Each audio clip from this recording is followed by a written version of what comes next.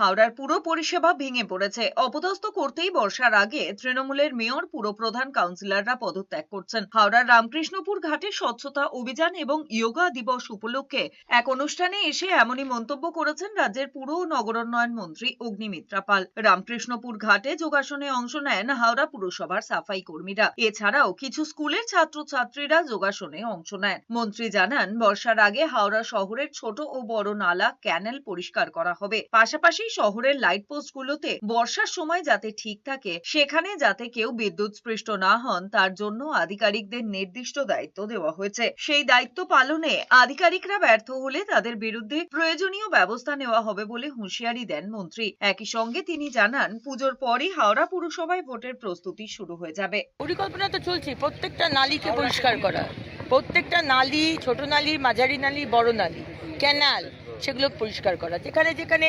Lamppost আছে, ইলেকট্রিকিউশন হয়ে মারা গেছে, এরকম বহুবার প্রতি বছর আমরা দেখি। প্রত্যেকটা কমিশনারকে বলে দেওয়া হয়েছে দায়িত্ব দিতে, পার্টিকুলারলি লোককে। একটি লোককে দায়িত্ব দেওয়া হলো, তুমি এই 50টা ল্যাম্পপোস্ট দেখবে, তারপর যদি তুমি মনে হয় সব ঠিক আছে, তুমি সই করবে। তোমাকে সই করতে হবে যে 50টা ল্যাম্পপোস্ট আমি দেখে নিয়েছি লোকে। তারপরেও যদি কোনো গন্ডগোল হয়, আমি তোমার নামে কেস করবো, এটা বলা আছে।